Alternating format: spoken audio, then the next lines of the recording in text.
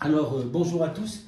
J'ai le plaisir de recevoir pour le numéro 76 de MPCM Madame Delia Mamon, présidente et fondatrice de l'ONG Graines de Paix, que nous allons découvrir en cours d'émission. Et puis, comme chaque invité, je lui ai proposé d'amener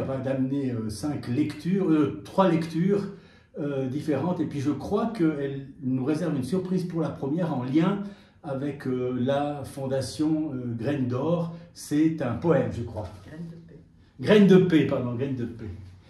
On verra pourquoi j'ai fait ce lapsus en cours d'émission tout à l'heure. Voilà. Avec plaisir. Voilà. Alors, j'ai choisi en première lecture simplement un poème très court de Prévert, de Jacques Prévert, qui s'appelle Le Cancre. Et je le lirai quand vous me direz. Ah, maintenant. Oui. Ça, c'est votre première... J'ai choisi ce poème parce qu'il est extrêmement en lien avec les problèmes scolaires aujourd'hui. Et comme c'est notre domaine de prédilection, c'était vraiment... je peux beaucoup commenter ce poème et faire le lien avec ce qui se passe dans les classes aujourd'hui. Alors, le poème s'appelle Le Cancre et il commence comme ceci. Il dit non avec la tête, mais il dit oui avec le cœur.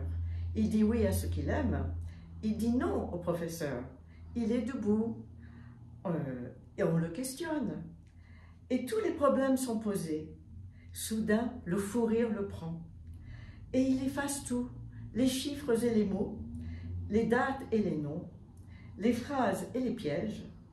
Et malgré les menaces du maître et les huées des enfants prodiges, avec les craies de toutes les couleurs, sur le tableau noir du malheur, et dessine le visage du bonheur.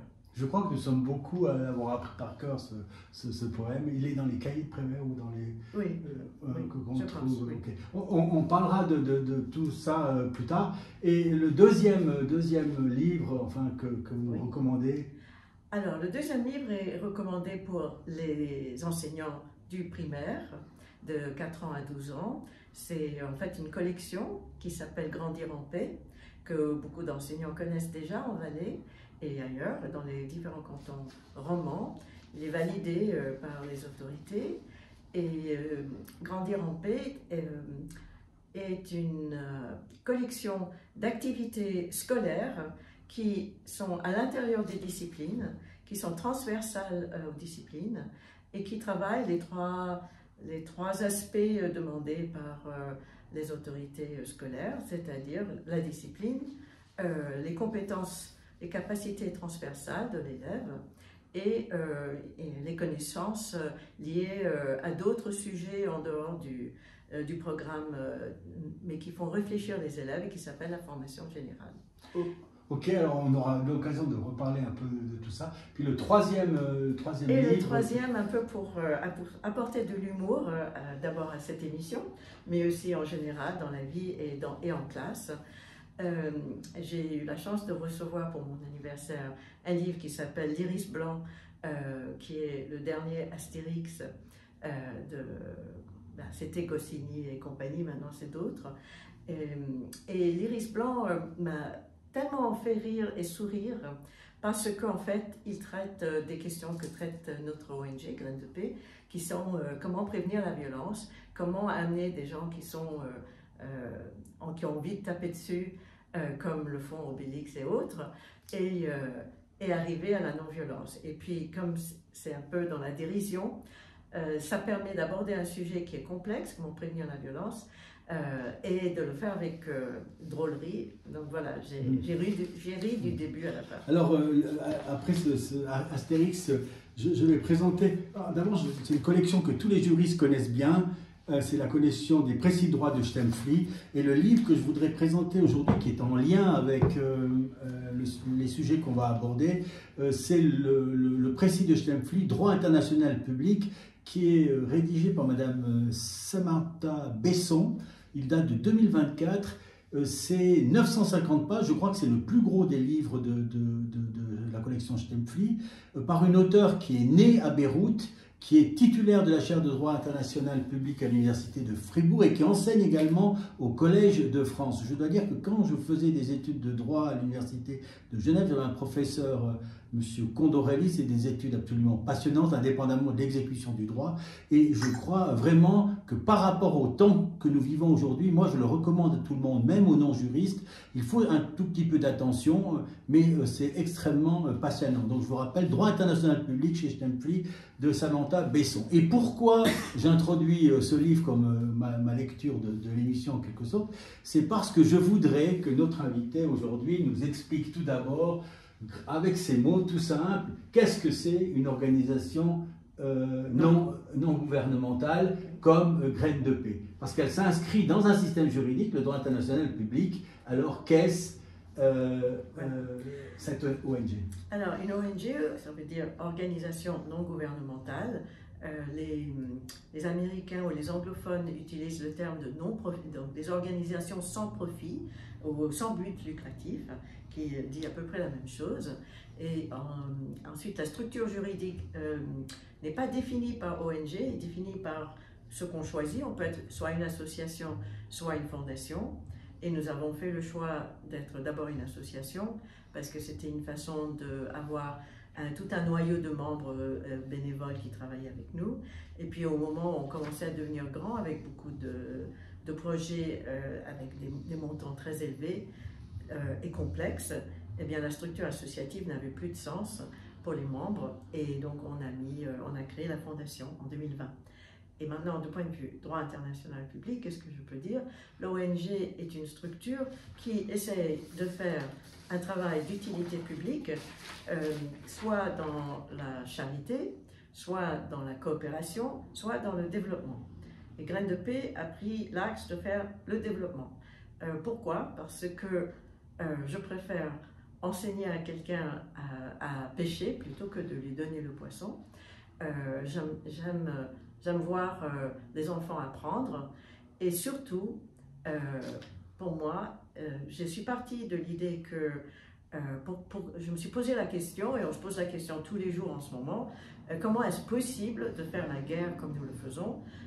À la radio aujourd'hui, en venant, eh bien, on vient de dépenser, on vient de faire le calcul qu'on a dépensé 1 milliard jusqu'à présent sur la guerre à Gaza et qu'on donne 1 milliard maintenant au Liban, puis également touché. Et c'est un gaspillage inouï et un programme éducatif ne coûte pas 1 milliard. Un programme éducatif coûte entre 500 000 et 3, 4, 5 millions selon la taille du pays, parfois plus. Et c'est un détruit et l'autre construit. Donc je pense que le choix est évident. Voilà. Alors j'ai regardé les statuts de la fondation, etc. Je veux juste lire ici les buts qu'il y a dans vos statuts. Donc, conformément à l'intention de Mme Delia Mamon, ici la fondatrice, la fondation a pour but de développer des solutions éducatives transformatrices favorisant l'épanouissement scolaire, la prévention, violence, radicalisation, la paix sociétale et le respect profond de la nature. Ces solutions ont pour finalité des générations d'élèves qui se développent, se révèlent et s'impliquent pour le devenir du monde, résolument attentifs aux êtres humains, aux vivants et à la planète. En vue de ce but, elles contribuent à l'évolution de l'objectif du métier d'enseignant, de la transmission des connaissances devenues inadéquates, à bien faire grandir les élèves dans toutes leurs dimensions. Elles ont pour objectif plus large de concrétiser les droits de l'enfant, les droits humains et les droits de l'environnement dans les pratiques quotidiennes afin d'assurer un développement sain, équitable et durable. Est-ce que vous avez quelques mots pour décrire cette palette déjà avec, qui recouvre, on va dire, tout l'enseignement, etc. Vous voudrez ajouter quelque chose par rapport au but de cette fondation? On viendra naturellement sur d'autres critères, mais je ne sais pas si à ce stade de notre entretien... Ce but décrit parfaitement le travail que nous faisons et aussi ce qui anime chaque personne dans Graines de Paix et aussi toutes les personnes qui nous rejoignent comme donateurs ou soutiens. Alors là, je voudrais conseiller à chacun, vous pouvez aller voir le site qui est vraiment très très bien fait, grainesdepaix au pluriel.org, et sur lequel vous avez toute une série, on va en traiter tout à l'heure, des textes, des propositions, des proverbes, il y a toute une série d'activités, les ressources, etc. Personnellement, alors naturellement dans tout ce fatra, c'est le contraire du fatra. Mais comme il y a beaucoup de choses, le premier regard se dit est-ce qu'on va tout pouvoir voir d'un coup d'œil? C'est pas le cas. Moi, j'ai regardé les signifiants qui sont utilisés. Il y en a beaucoup. C'est vraiment des mots très forts. Enfin, là-dessus, moi, j'en ai choisi 3. Alors, pourquoi je les ai choisis? Je ne sais pas. Parce qu'il y en a vraiment toute une série qui tourne autour du respect, etc.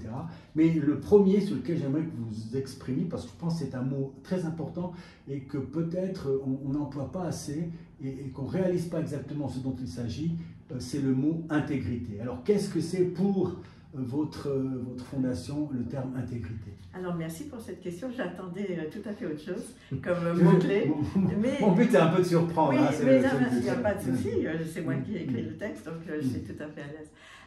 Quand on parle de l'intégrité dans le contexte de Graines de Paix, on parle de l'intégrité physique, mentale, psychique de toute personne. Donc quand on fait de la violence, donc c'est par rapport à la violence, c'est atteindre l'intégrité à la fois, ça peut être l'atteinte à l'intégrité physique, ça peut être l'atteinte à l'intégrité psychologique, psychique de la personne, et les deux sont des blessures graves, mais l'intégrité psychique est la plus fragile, c'est-à-dire on ne se rend pas compte, mais un mot blessant peut détruire une personne, détruire son estime de soi, revoir complètement sa position, comment il se positionne par rapport aux autres et l'empêcher d'avancer. Alors qu'une blessure physique, aujourd'hui, d'abord le corps sait se réparer pour certaines choses. Certes, si on perd une jambe, on ne sait pas le réparer, mais on sait le remplacer. Donc, on ne peut pas remplacer l'estime de soi, on ne peut pas remplacer la personnalité de la personne et sa capacité d'avancer avec confiance dans la vie. Est-ce qu'en exagérant, on pourrait dire que c'est notre bouclier contre la violence? Ou bien c'est le bouclier à préserver contre la violence? Oui, j'aimerais bien le dire comme ça. Je pense que l'intégrité est en fait quelque chose de fragile et que donc nous construisons des boucliers pour nous protéger. Et un de ces boucliers, c'est la violence. Oui. Donc, je vous ai retourné. Oui, tout à fait, tout à fait. Le deuxième, alors, de nouveau, je conseille à chacun d'aller regarder ce site qui est très bien fait et tout, et qui nous permet d'avoir un regard sur nous-mêmes, sur les autres, etc., indépendamment des enfants. Mais il y a un deuxième mot que j'ai choisi de nouveau dans ce vaste panoplie de signifiants que vous utilisez, c'est le mot loyauté. Alors pourquoi c'est important dans votre registre et en quoi cela se concrétise dans vos actions de l'ONG? Tout à fait. Alors la loyauté, l'avantage de la loyauté, c'est que ça construit la confiance. Et la confiance est quelque chose d'essentiel en société. Surtout quand on réfléchit à qu'est-ce qui cause la violence.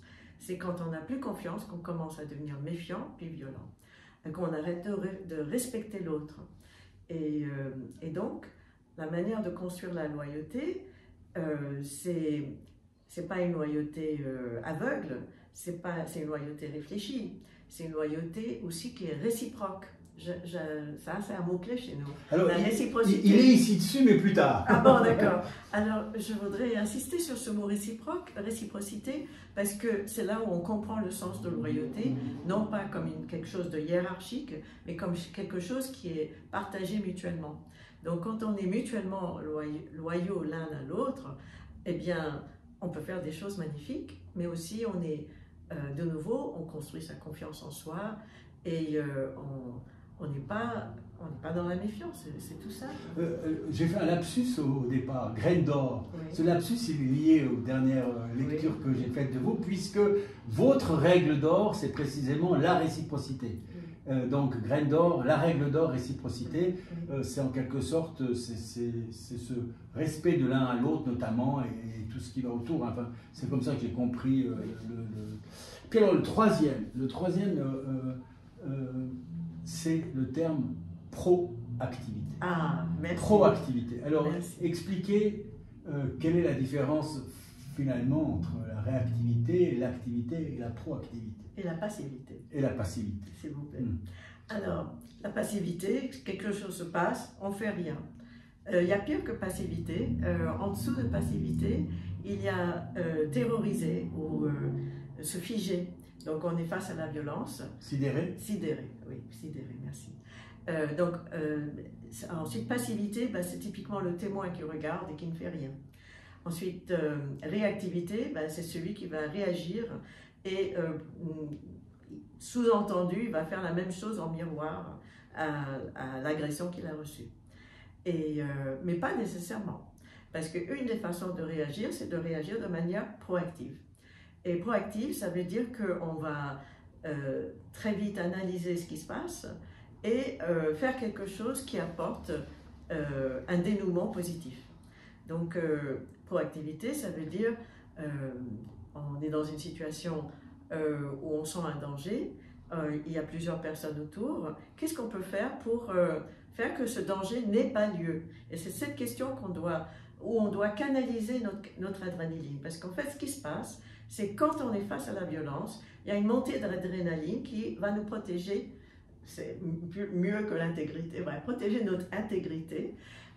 Et cette adrénaline peut être canalisée, soit d'être figée, paralysée, sidérée, soit de réagir et donner un coup en retour, soit de faire travailler le cerveau le plus vite possible, et c'est fou qu'il travaille comme il travaille vite dans ces cas-là, et trouver une solution.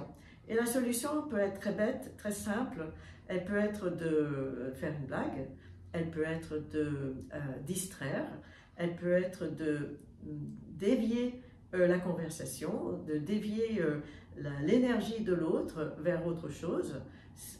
Ça peut être aussi de dévier l'énergie physique de l'autre.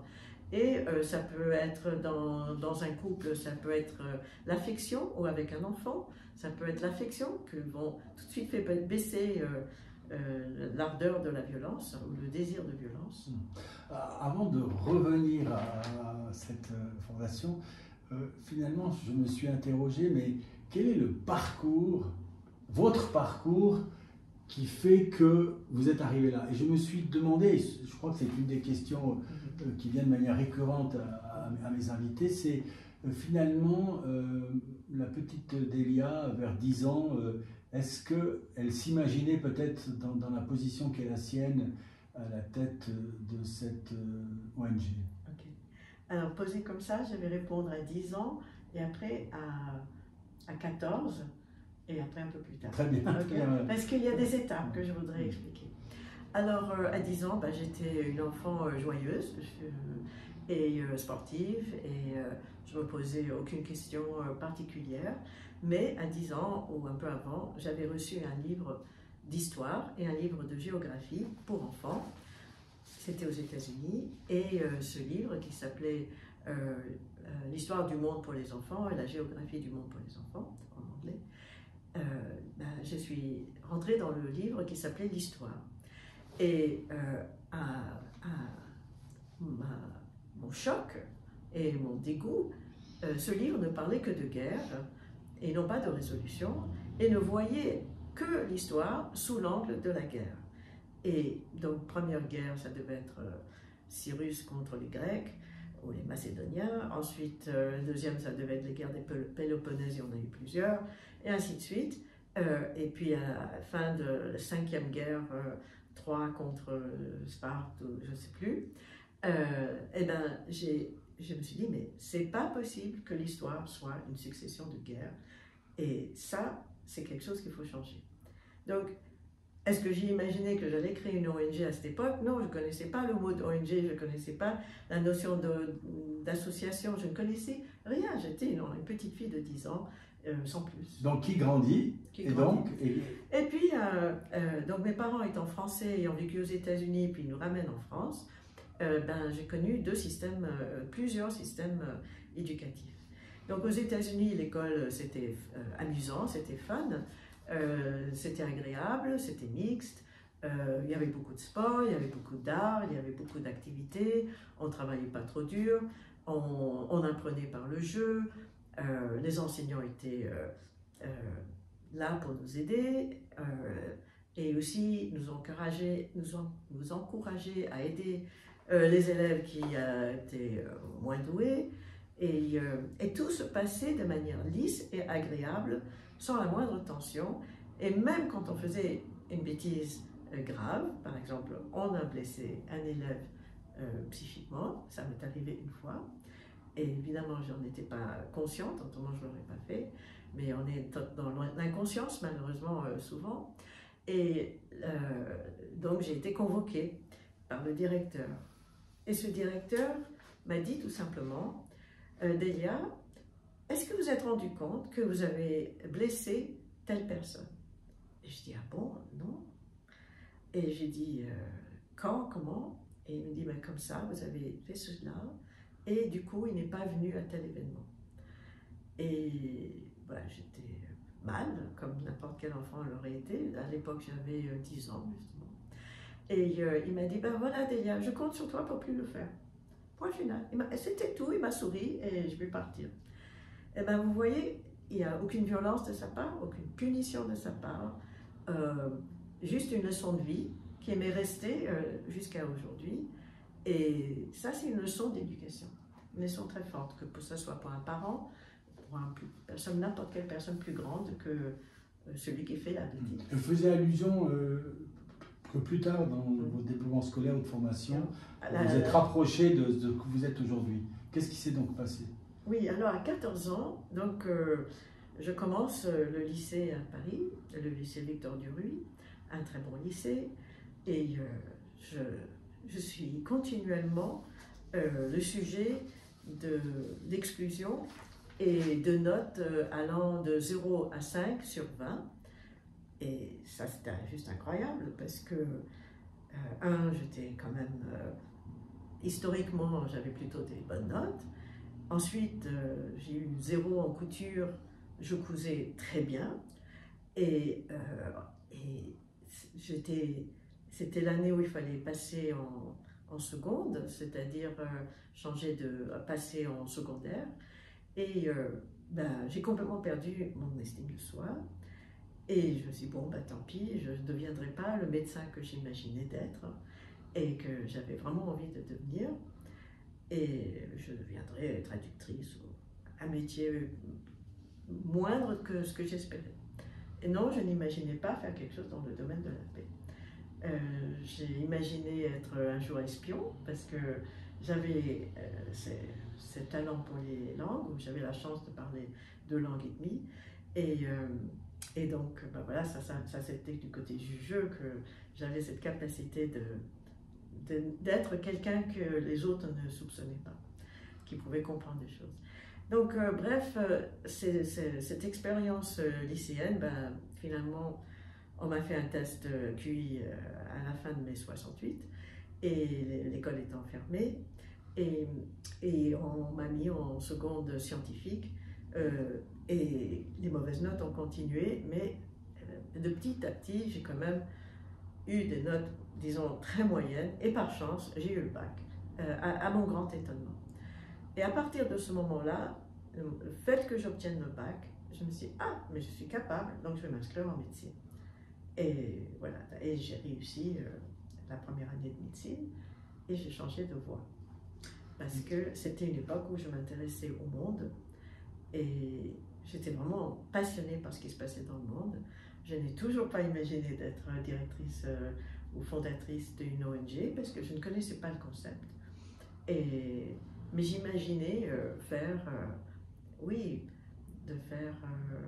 je pense, diplomate. Je pense que je visais d'être diplomate. Et donc, je me suis dit, je dois continuer comme ça. Non, en fait, oui, c'est pas des études qui mènent automatiquement non plus à une organisation internationale. Hein. Je crois que c'est des études économie. J'ai fait économie, mais j'ai fait une préparation ENA quand même. Ah d'accord, ok. Qui me menait au métier de diplomate. Ok. Voilà. Ok. Et puis, je saute un peu du coq. Dans le site, il y a toute une série de proverbes qui sont en lien avec, on va dire, la perception de ce que doit être une juste activité dans l'éducation, etc. Et j'en ai choisi 2, il y en a vraiment toute une série qu'on peut retrouver. Les 2 qui m'ont interpellé, la première c'est « La charité n'est réalisée parfaitement que si elle contient en elle de la générosité, car il est dit, semer selon la charité, récolter selon la générosité. Alors, il y a affaire de dons et de transmission du don, etc. Vous pouvez un peu expliciter ce proverbe, je pense que vous l'avez choisi. Voilà, donc c'est un proverbe, bien sûr, c'est pas moi qui l'ai écrit, je veux être juste clair là-dessus. Alors oui, dans le mot charité, il y a le mot cœur, et c'est ça qu'on doit se rappeler. En fait, on vit dans un monde où on a perdu l'importance de la relation à l'autre et aux autres. Et c'est un manque de cœur parce qu'on a tellement mis l'accent sur l'efficacité et on n'a pas compris que l'efficacité vient encore plus fort quand on y met son cœur. Et si je prends l'exemple d'une ONG, c'est vraiment ça. Si on devait faire ce travail d'ONG qu'on fait quasiment bénévolement, qu'on finance, qui est difficile parce qu'il y a des hauts et des bas continus, ben, si on n'y met pas le cœur, c'est évident qu'il n'y a pas d'ONG, il n'y a rien qui se passe. Et la même chose dans l'enseignement, quand on forme les enseignants, quand on le fait avec le cœur, ça veut dire qu'on veut qu'ils réussissent, on veut qu'ils arrivent à faire leur métier et être passionnés par leur métier. Donc on est dans une posture d'empathie totale parce qu'on voit les capacités dans la personne et on se dit, ben, si on lui donne cette petite étincelle de plus, et de lui montrer comment dépasser les difficultés du quotidien, et ben c'est comme ça qu'on va y arriver. Donc c'est la graine, hein, la charité, semer selon la charité. Puis alors, le côté récolte. Mais la récolte, c'est l'élève, c'est-à-dire que c'est tout le plaisir de voir que des élèves qui sont eux-mêmes des graines. Je voudrais dire que pour moi, dans mon esprit, la graine, c'est l'élève. Et quand on voit l'ensemble de la classe réussir, même celui qui, on pensait, n'avait aucune chance, même celui qui nous embêtait parce qu'il était trop vif ou trop énergique, et que tous ces élèves travaillent en harmonie ensemble et réussissent scolairement, et arrêtent de se battre, et se respectent, ben, il y a une joie et on a envie d'aller à l'école. Par contre, si on subit les méchancetés des élèves envers l'enseignant, envers les autres élèves, on est dans un climat négatif et on ne peut pas semer, on ne peut pas récolter, pardon. Il fallait semer. Et qu'est-ce qu'il fallait semer? Il fallait semer de l'amour aux élèves. En fait, et c'est là que je voudrais revenir au poème de Prévert. Ah, allons-y. Ça tombe pile, mais il est où mon téléphone? Alors, la première ligne de ce poème, il lit comme ça. Il dit non avec la tête, et il dit oui avec le cœur. Ça veut dire il est en demande, cet élève, Jacques Prévert, qui devait être cet élève, c'est pas qu'il n'a pas envie de réussir scolairement, c'est pas qu'il est libellé contre pour sa vie, la preuve c'est qu'il a écrit des très beaux poèmes, c'est que la relation entre l'élève et l'enseignant ne le satisfait pas et il veut le faire savoir. Et on n'en a pas conscience parce qu'en tant qu'enseignant, on est pris dans un système et le système est qu'il y a une hiérarchie au-dessus de l'enseignant qui dit il y a un programme, vous devez faire le programme et vous devez le faire à telle vitesse. Et les bons enseignants, ceux qui sont joyeux dans leur profession, ont cette capacité de dépasser le programme, le regarder d'en haut et de se dire, bon, l'essentiel dans ce programme, c'est que je dois enseigner, à la fin de l'année, l'élève doit être capable de faire A, B et C. Ensuite, si je peux lui apprendre plus sur la vie, ben, il va être encore plus intéressé d'apprendre A, B et C. Et c'est une autre manière d'enseigner, c'est-à-dire, au lieu de se cantonner au programme, c'est de prendre les clés du programme et de se dire, qu'est-ce que moi, dans mon expérience, je peux apporter à l'élève? Qu'est-ce que les élèves eux-mêmes, dans leur expérience, peuvent apporter pour enrichir ce programme? Et alors, on est dans le don et l'élève est dans le don. Quand je vous entendais, je pensais à toute autre chose. Vous avez dit à un moment donné, pour moi, la graine, c'est l'élève. Alors, j'ai un peu l'habitude de poser une question un peu d'actualité, là, qui sort du champ de notre rencontre, en quelque sorte. Mais quand on dit la graine, c'est l'élève, on parle l'enfant, c'est l'enfant. La graine, c'est l'enfant. Oui. Est-ce que... Oui. Que dire de l'enseignant? Non, je vais sauter en quelque part, très dangereux. Que dire de l'enfant de Gaza? Oui. Que dire de l'enfant de Gaza? Parce que finalement, notre génération, pendant 70 ans, on a entendu parler de ce conflit, peut-être pas de la manière, après le 7 octobre, etc., mais quand même avec des conflits de guerre, etc. Puis on s'est dit, mais à un moment donné, chacun d'entre nous s'est dit, on est en train de construire les graines. Les graines de quoi? Les graines, pas de paix, des graines de guerre. On a construit des graines de guerre. Et ces gens qui ont aujourd'hui 30, 40 ans, etc., mais finalement, notre génération, Européens et le monde entier, est-ce qu'on n'a pas fait des graines de guerre? Oui, c'est pourquoi il fallait se poser la question. Alors, la question, c'est que faire maintenant? Oui, non, alors on regarde l'actualité, vous allumez votre télé ou vous écoutez la radio, et vous voyez différents leaders politiques, quelle que soit votre couleur, votre bord, ils sont tous dans la même position. Je ne suis pas d'accord avec l'autre, je fais la guerre. Je dépense des milliards sur des armes et je pense que je vais gagner cette guerre. Et en fait, tout le monde est perdant. Et cette conscience n'est pas présente dans l'esprit de nos dirigeants, aussi intelligents soient-ils. Et ils sont intelligents. Donc, il leur manque des compétences. Et c'est comme ça que j'ai commencé Graines de Paix. Donc, je me suis dit, pourquoi il y a la guerre? Donc, j'ai repris la question de mon enfance. À un moment où j'avais besoin de faire un projet, et c'est m'est venu en me levant un matin, en dormant, donc probablement, et je me suis dit, mais c'est évident, ce que je dois faire maintenant dans ma vie, j'avais 50 ans à l'époque, c'est créer une ONG pour la paix. Mais je ne savais pas encore dans quelle direction je allais le faire, donc j'ai réfléchi, je n'étais pas diplomate puisque j'ai choisi une autre voie, j'avais des talents de négociation, mais pas dans la paix. J'étais personne, donc je ne pouvais pas me positionner dans une position où j'essaie de régler les guerres. Alors, je me suis posé la question, pourquoi il y a la guerre? Et je me suis dit, finalement, c'est parce qu'on n'a pas les compétences pour faire la paix, pour trouver des solutions, pour comprendre, pour discerner que si on fait la guerre maintenant, ça a des conséquences, et ces conséquences, ça va être des graines de guerre.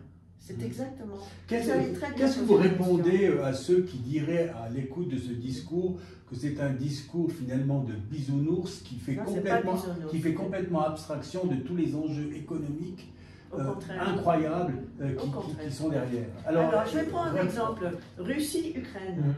On peut prendre Gaza-Israël, c'est la même chose. Mais je prends l'exemple de Russie-Ukraine. La Russie voulait les ports de Mariupol, Odessa, etc. Il voulait aussi les mines. Il n'a pas regardé l'Europe, comment on s'est débrouillé pour ça. L'Autriche n'a pas de port, mais elle utilise le port d'Amsterdam ou de Rotterdam, pardon. Elle utilise les ports de France ou d'ailleurs, du Havre. On n'est pas en guerre avec l'Autriche. Il n'y avait pas besoin de faire la guerre pour utiliser le port. Ça veut dire qu'on n'a pas su négocier. Donc on est dans des questions d'ego et pas dans des questions économiques. Vous acceptez l'idée que cette guerre, la diplomatie en est largement la source par déficience? Non. Non?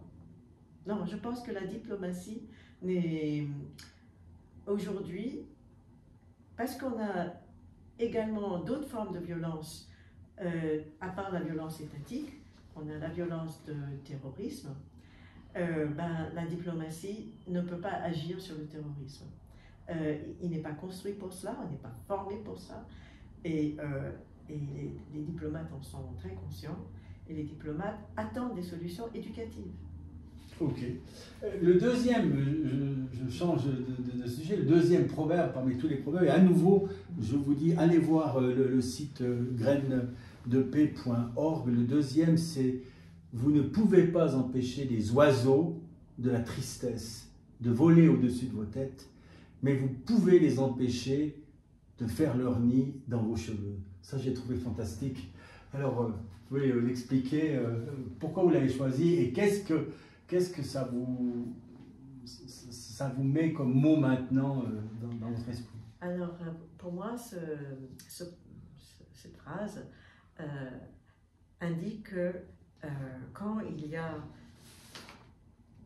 des personnes avec une énergie très négative,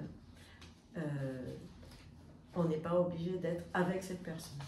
On n'a pas besoin d'être méchant avec cette personne, mais on n'a pas besoin de l'exclure, mais on n'a pas besoin d'être présent. On peut d'abord essayer de lui donner de l'énergie positive, c'est la chose la plus importante. Donc ça, pour moi, ça fait partie du don de générosité. C'est que quand quelqu'un est malheureux, et les oiseaux de malheur sont des personnes malheureuses, ben, la première chose, c'est de leur donner de la joie. Et ça, on peut leur donner de la joie par l'écoute, c'est presque silencieuse, et de faire cette écoute avec le cœur. Mais si la personne reste dans sa négativité, qu'on n'a pas réussi, et qu'on sent qu'elle nous plombe, alors on doit se protéger, on doit protéger notre intégrité. On revient toujours à ces mots, hein. C'est intéressant. Très bien. Une personne, un de mes amis que j'ai rencontré avant de vous voir, je lui ai dit, mais qui est actif dans le monde de l'éducation, je lui ai montré notamment le rapport d'activité 2023 de Graines de Paix. Graines de Paix est actif dans des pays francophones, européens, Suisse, France, mais également en Côte d'Ivoire et Bénin, donc l'Afrique. Il m'a dit, mais pose-lui cette question, à savoir, comme elle est active en Suisse, en France, etc., elle dit, mais ces enfants-là, qu'est-ce qu'ils peuvent apporter aux nôtres? Donc il renverse la question. Il me dit, je serais intéressé de voir qu'est-ce que cette présidente de cette ONG-là va répondre à cette question que je trouve essentielle. C'est un problème de réciprocité, hein, d'ailleurs. Absolument. Alors, évidemment, s'il n'y a pas de contact, ben, il n'y a rien qui se passe. Donc, alors ensuite, on peut se poser la question, comment créer des contacts? Et il existe des ONG, nous, on ne l'a pas fait encore, on peut toujours le faire, avec plaisir même, c'est de faire des échanges entre élèves. Oui, mais vous savez, que quand vous dites qu'il n'y a pas de contact naturellement, mais vous savez aussi qu'il y a l'immigration, vous savez aussi que, sûr. etc. Voilà. D'accord. Je ne sais pas, on peut l'entendre de plusieurs façons. D'accord, moi je voyais les enfants les deux. Place. Non, mais vous voyez les deux. Moi, je voyais à la fois, naturellement, parce que peut-être le type d'éducation, plus proche de la nature, par exemple, etc. Il m'a pris un exemple, je ne sais pas si vous parle, il dit, mais tu vois, aujourd'hui à Sion, on construit une école. C'est une école secondaire très grande, un collège, c'est tout en béton. Alors qu'on sait très bien qu'il faudrait faire du bois, c'est le bois, c'est beaucoup plus du vivant, etc. etc. Je suis tellement d'accord avec lui. Ah voilà, je ne sais pas si vous... Je ne le connais pas. Non, peu importe. Hein. Oui. Non, alors oui, voilà, c'est là où l'économie, on fait mal le calcul, parce que le coût de la santé mentale est très, très cher. Et donc, construire du béton, construire le béton, ce n'est pas la bonne solution. On peut utiliser du béton, il n'y a pas de problème, mais on peut aussi ajouter du bois. Les sols devraient être en bois. Il y a beaucoup d'avantages à le faire. Sur la santé, c'est pas uniquement la santé mentale, c'est aussi la santé physique, parce que le bois n'est pas électrique comme le plastique, donc ou la moquette, donc c'est mieux pour nous du point de vue santé, mais surtout oui, pour tout le monde, pour les élèves comme pour les adultes, on a besoin. Et je me rappelle, donc puisque j'ai fait mes études en France, j'ai eu le malheur de faire mes études dans une tour de béton dans le 13e, où il n'y avait pas le moindre verdure, et là où ils auraient pu planter un arbre, ou des plantations, ils avaient mis des galets et cimenté les galets. Voilà. Donc c'était totalement bétonné, pas uniquement le bâtiment, mais l'entourage était bétonné. J'ai eu le plaisir d'assister récemment à un travail, à l'exposé un travail de master en architecture, où ils essayaient de faire rentrer la cité dans l'école et faire sortir l'école vers la cité, et ils disaient qu'en tous les cas, il y avait un avantage en Suisse par rapport en France, c'était la non-fermeture des préaux. On n'est pas encore en train de mettre des barrières, des protections, etc. Et il dit c'est très très important déjà psychiquement. Qu'est-ce que ça me fait plaisir d'entendre que la Suisse ne va pas dans la mauvaise direction. Pas encore, pas encore, oui, pas encore. Semble-t-il qu'on laisse les préaux ouverts, etc., qui a cette volonté. Je crois que c'est très important. Enfin, en tout cas, ces gens qui ont présenté dans les corps enseignants, etc., on n'a peut-être pas...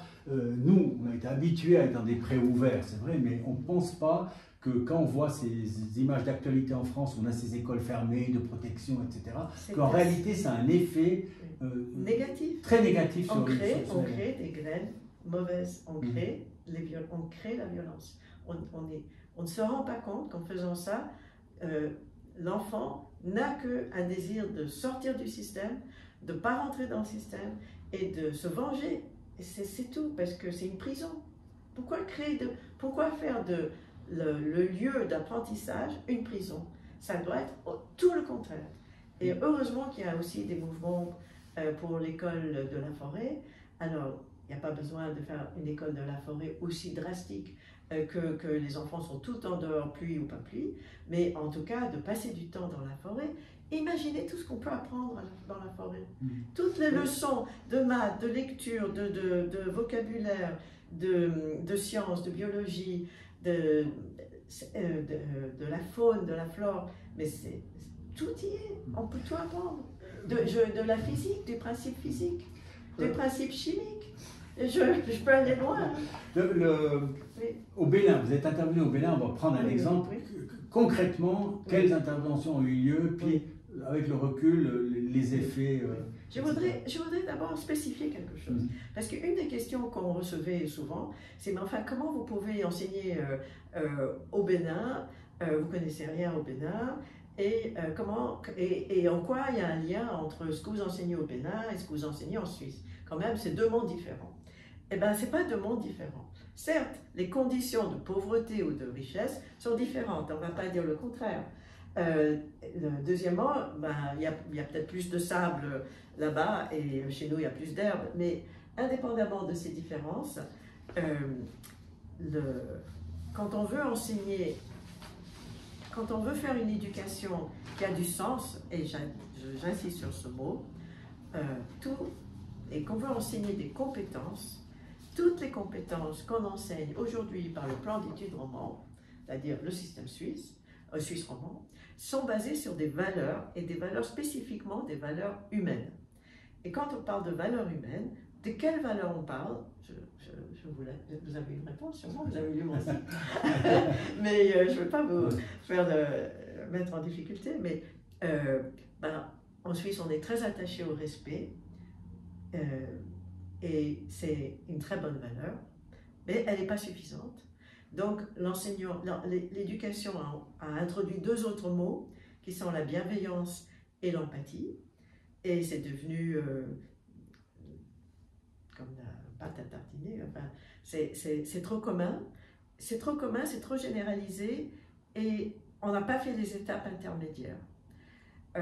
C'est très difficile d'être à la fois bienveillant et ferme à l'école. Et donc, oui, il faut de la bienveillance, mais comme il faut de la fermeté, comment faire de la fermeté en étant bienveillant? Il y a deux autres mots qui vont aider l'enseignant. Le premier mot, c'est juste un peu plus fort que le respect, c'est la considération. La différence entre la considération et le respect, c'est qu'il y a un peu de cœur. C'est-à-dire que la personne qui reçoit de la considération, que ce soit un enfant ou un adulte, il sent quelque chose, il sent un petit grain de chaleur, un petit lien humain. Le respect, c'est je ne te fais pas de mal et tu ne me fais pas de mal. Et la considération, c'est je te valorise et je vois de la valeur en toi, et donc j'ai de la considération pour toi. Donc c'est ce mot de valeur, valoriser, ça change tout dans l'éducation. Parce que les élèves qui deviennent cancres sont ceux qui n'ont pas été valorisés pour des raisons peut-être de mauvais comportement. Mais le rôle de l'enseignant, c'est de déjouer le mauvais comportement. Et je dis bien déjouer, parce que c'est un jeu de tester les limites.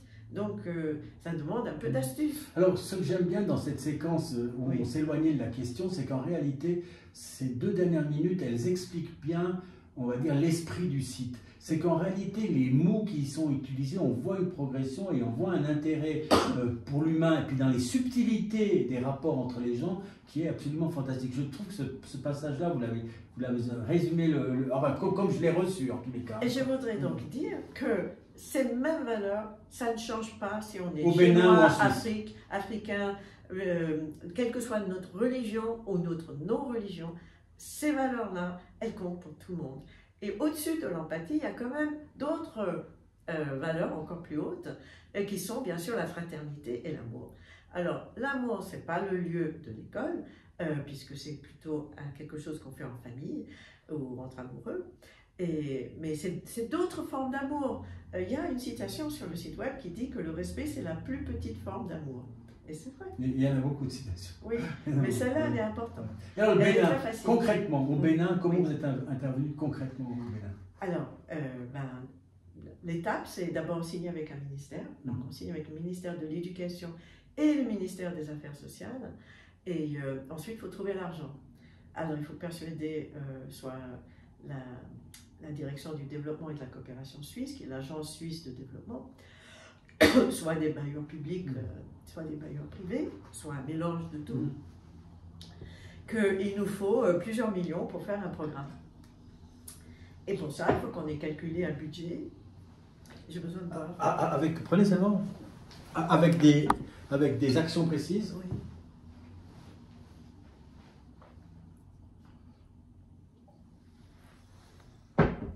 Alors, un programme, c'est exactement ça, c'est une ligne d'action précise, très précise. Donc, jour 1, on fait telle chose, jour 2, on fait telle chose, jour 3. Et puis dans le détail. Dans le détail. À l'intérieur du jour 1, quel est le programme scolaire? Ça, c'est pour le ministre de l'Éducation. Donc, en fait, on prend leur programme d'éducation et on voit avec eux quelles sont leurs priorités. Alors, les priorités au Bénin, c'est qu'au nord du Bénin, il y a même 3 priorités. La première, c'est d'amener les enfants à l'école, déjà que le parent rechigne et l'élève rechigne, parce que l'école est construite sur le modèle du 19e siècle français, où l'école est punitive, on bat l'enfant, la loi l'interdit, mais l'enfant est battu. À l'intérieur de la classe. À l'intérieur de la classe, et aussi par les parents. Et il est battu jusqu'au sang. Il faut comprendre que ce n'est pas juste une petite tape sur le visage, ça peut être avec le fouet et ça peut être jusqu'au sang. Et qu'on ne peut pas faire apprendre un élève par la peur, ce n'est pas la bonne façon.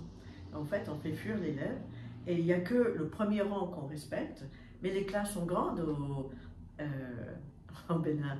Donc il peut y avoir 50 élèves, mais il peut y avoir aussi 100 élèves. On n'est pas dans des classes de 20 élèves.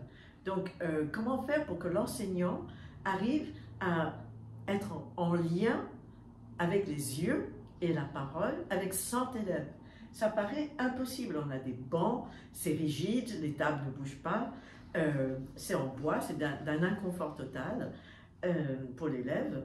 Donc on ne pense pas à la souffrance de l'élève sur ces bancs. L'élève, il a envie de jouer dehors et il a bien raison, c'est bien mieux et il apprend beaucoup plus. Alors ce qu'on fait, c'est qu'on réorganise la classe, on change les pratiques éducatives. On utilise les méthodes éducatives développées dans d'autres pays, comme par exemple le Canada, et qui sont ce qu'on appelle des pédagogies collaboratives. Ça veut dire que même quand on est sur un banc, on peut faire pivoter 2 élèves par 2 élèves pour que 2 élèves de devant fassent face à 2 élèves derrière et travaillent en petits groupes de 4 ou ils travaillent à 3 sur le même banc. Et en faisant ça, l'enseignant peut alors passer dans les rangs et il va à ces groupes et il dit comment je peux vous aider. Et non pas est-ce que vous avez fait juste, ah vous n'avez pas fait juste, punition. Punition physique. Donc on est dans une dynamique totalement différente et on accomplit énormément parce que du coup l'enseignant n'est plus le modèle qu'il faut imiter en termes de violence, mais le modèle qu'il faut imiter en termes d'aider l'autre. L'assistance. Ouais. Et la réception. Attends. Le mot graine est très important à comprendre parce que quand on s'imagine que devant nous, nous avons des graines qui vont pousser, qui vont devenir des plantes, puis des arbres, qui vont eux-mêmes produire des graines, Nous, enseignants, on est quoi? Des vecteurs formidables, non? Des jardiniers. Des jardiniers, ouais. Mais des jardiniers jusqu'à la fin du secondaire ou même à l'université. On a un rôle de jardinier.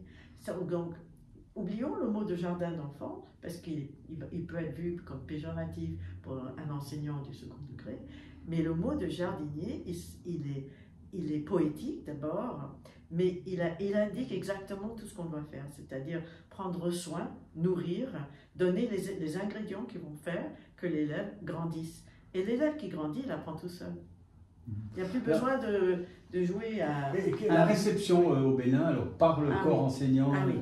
Alors la réception, ça c'est ce qu'il y a... On adore travailler dans les pays comme ça. La réception, c'est la gratitude. C'est une gratitude que vous n'arrivez pas à mesurer. Parce que toute leur vie, ils ont connu la violence. Depuis qu'ils étaient petits, et donc d'abord ils le subissaient, et ensuite ils le faisaient. Et dans toutes leurs relations, c'est des relations de violence. Donc, il n'y a pas la paix dans les communautés, il n'y a pas la paix entre femmes, épouses et maris, et tout le monde est mal. Et là, ils changent quelques petites choses en quelques jours, et ils reviennent vers nous, ils nous disent, mais vous avez changé ma vie, je suis différent avec mon épouse, ou je suis différent avec mon époux, et ça, je vois la vie totalement différemment.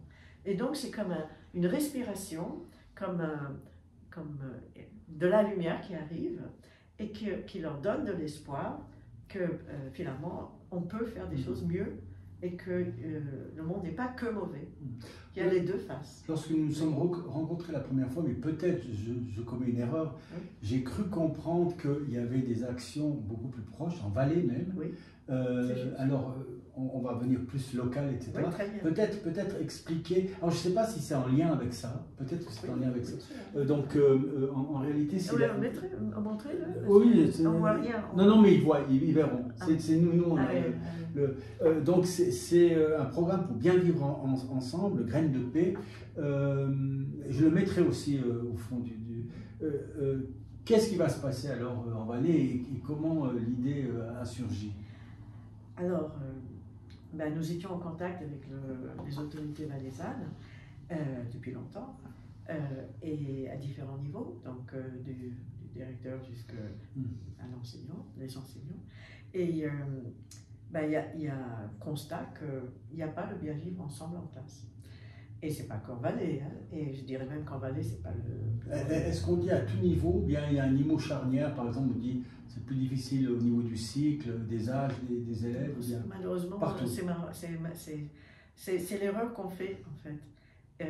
Nous, ce programme-là travaille les 12 à 15 ans, donc le cycle. Et en fait, les graines de violence, elles commencent... 4 à 10 ans. Oui, 4 à 10 ans, merci. Ouais, j'ai vu. Oui. Ouais. Ah oui. Alors, 12 à 15 ans, on a encore un espace pour travailler, mais c'est déjà beaucoup plus difficile. Les élèves ils viennent de vivre 6 ans d'école ou 8 ans d'école, ils ne sont pas très satisfaits. Et pourquoi ils ne sont pas satisfaits? On est allé demander aux élèves, il y a longtemps, avant de venir en Valais, avec ce programme. Et les élèves de 12 à 15 ans nous ont dit, je ne suis pas respectée par mon enseignant. 2, j'ai un sentiment d'injustice incroyable. 3, j'ai aucun droit à la parole. J'ai l'impression que si je parle, on ne m'écoute pas, que ma parole n'a pas de valeur. 4, je ne peux jamais montrer ce dont je suis capable. Il n'y a pas d'opportunité pendant l'année scolaire de montrer que je sais faire, que je sais organiser des choses, que je sais arranger des choses, que je sais mettre en place des choses, que j'ai peut-être quelque chose d'artistique, que je sais faire du théâtre ou quelque chose. Et donc, ce dont je suis capable n'est pas vu, et ce pour lequel j'ai besoin d'aide, on ne voit que ce dont je ne suis pas capable. Donc, c'est un cri de détresse. Et c'est pas le cri de détresse d'un élève, c'est pas de tous les élèves, mais c'est de beaucoup d'élèves. Comment vous affrontez ça, vous comptez affronter, modifier avec des perspectives de joie et des graines de paix? Oui. Alors, la première chose qu'on fait, c'est que il y a plusieurs niveaux, hein. Le premier niveau qu'on fait, c'est que quand on rentre dans la classe, c'est très difficile pour l'enseignant de gérer. Donc, l'enseignant lui-même est déjà tendu. C'est tendu parce que les élèves se chamaillent, les élèves en plein d'énergie, ils n'ont pas du tout envie de rentrer en classe, ils sont bruyants, il faut arriver à ramener le silence. Et il faut ramener la concentration, il faut que l'élève puisse être focalisé sur ce qu'on va enseigner. Et ils vont l'être, mais ça prend du temps. Et ce temps est précieux, ça rend l'enseignant nerveux, parce qu'il sait qu'il doit transmettre X, Y, Z du programme pendant 50 minutes, et si 15 minutes utilisées pour calmer la classe, eh bien, c'est ça de perdu. Alors, ça fait déjà plusieurs années, avant d'arriver de faire ce programme en Valais, nous introduisons ce qu'on appelle des activités minutes. C'est des activités pour démarrer la classe qui ne sont pas nécessairement scolaires, mais qui ont l'avantage de tout de suite focaliser l'attention de l'élève. Et si on focalise l'attention de l'élève, ben, le bruit descend, la concentration arrive et ainsi de suite. Alors, ça peut être des choses pour calmer. Donc, l'enseignant peut dire, ben, je vous demande de regarder par la fenêtre, d'écouter tous les bruits que vous entendez à l'extérieur, et puis vous notez ces bruits, et puis vous vous mettez en petits groupes, et vous comparez les bruits que vous avez entendus, et vous me dites les 3 bruits qui ont... Dominant, merci.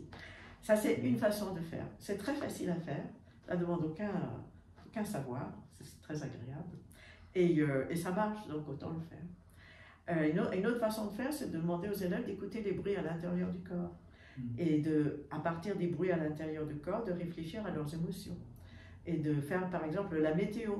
La météo, c'est qu'on commence la classe en demandant aux élèves quelle est l'émotion qu'ils ressentent aujourd'hui. Et s'ils veulent nous dire pourquoi, ben, ils peuvent dire quelques mots sur le temps. Est-ce que l'ONG, c'est peut-être ma dernière question puisque le temps a assez vite passé, est-ce que l'ONG Graines de Paix, c'est un peu une boîte à outils vers la paix alors? Je l'espère. Je voudrais donner un dernier exemple d'exercice minute. Après, il y a aussi toute la pédagogie par le projet. Donc, c'est faire des choses au niveau de l'école, en tout cas au niveau de la classe, mais si possible avec plusieurs classes. Mais avant que vous donniez ce dernier exemple, je veux dire pour les gens qui vont sur le site, les mots qui y sont vont certainement faire poindre des idées subjectives aux enseignants et aux élèves tout à fait passionnants. Alors quel est votre dernier exemple? Alors c'est qu'on a eu un donateur potentiel qui est devenu un donateur, donc, mais il nous avait mis comme condition, à condition que vous introduisiez la musique. Et dans les classes? Dans les classes. Et ben, j'ai tout de suite souri et j'ai dit, mais ça c'est génial cette idée, je vous promets qu'on va y arriver. Et j'ai tout de suite pensé activité minute, donc c'est venu comme un flash, hein. Et l'activité minute qu'on est en train de construire, c'est de donner des petits clips de musique classique, de musique de différents pays, pas uniquement classique, qui dure 2 minutes, 2 minutes 30, 2 minutes 50, et qui, avec 2 ou 1 ou 2 questions très précises, l'émotion que l'enfant ressent, ou l'évocation qu'il a par cette musique, ou l'état dans lequel ça le met. Et forcément, l'élève est focalisé. Et en plus, on va choisir des musiques qui sont ni endormantes, ni surexcitées, mais au milieu de la gamme. Et qui... Oui. Non, mais quelquefois, ma dernière question était justement si vous avez un morceau qui vous est cher, que je pourrais conclure à la fin, je sais pas, musique. Vous avez parlé de musique classique, alors qu'est-ce que vous allez proposer? Il y a beaucoup de théories comme quoi la musique de Mozart structure les élèves, et en ce qui me concerne, ça fait ça aussi, mais il y a une autre musique qui me donne encore plus d'énergie et m'aide à me concentrer, et c'est la musique de Bach. Je dois finir un papier qui fait 10 pages de long, il est minuit et mon énergie est en train de sérieusement baisser, et tout d'un coup je dis, ah oui, j'ai pas mis de musique, et je mets la musique de Bach, et je retrouve instantanément, je retrouve mon énergie. Et je peux travailler encore 1 heure ou 2. Et donc, si ça a cet effet aussi magique sur moi, forcément, certaines musiques, en tout cas, celle-là, il y a d'autres personnes qui pensent comme moi que Bach a un effet sur moi. J'ai reçu récemment un grand écrivain catalan, Miquel de Palol, qui est un grand spécialiste de Bach et de la musique classique, et il a dit, lui, qu'il écrivait avec de la musique, mais jamais avec Bach, parce qu'il trouvait que Bach, ça demandait une intensité de captation qui faisait que jamais il écoutait Bach pour écrire, alors que Handel ou d'autres musiciens, notamment baroques. Ah oui, alors c'est intéressant. Moi, c'est le contraire. Oui. Alors quel morceau de Bach? Ah, mais n'importe quel morceau. Le premier qui vous vient. Oui, les concerts brandebourgeois, okay. le Goldberg, les variations Goldberg, n'importe quelle fugue, mais tout de Bach. Et en fait, ce qui se passe, j'ai l'explication que vous pouvez lui donner. Ouais. En fait, le fait de mettre la musique de Bach me fait me lever de ma chaise, me faire des pas à la maison, peut-être même danser, peut-être 30 secondes, peut-être 1 minute. Après, je m'assois. J'ai fait ça, j'ai évacué le stress et après j'arrive à travailler. Alors Delia, merci pour ce moment. Merci à vous.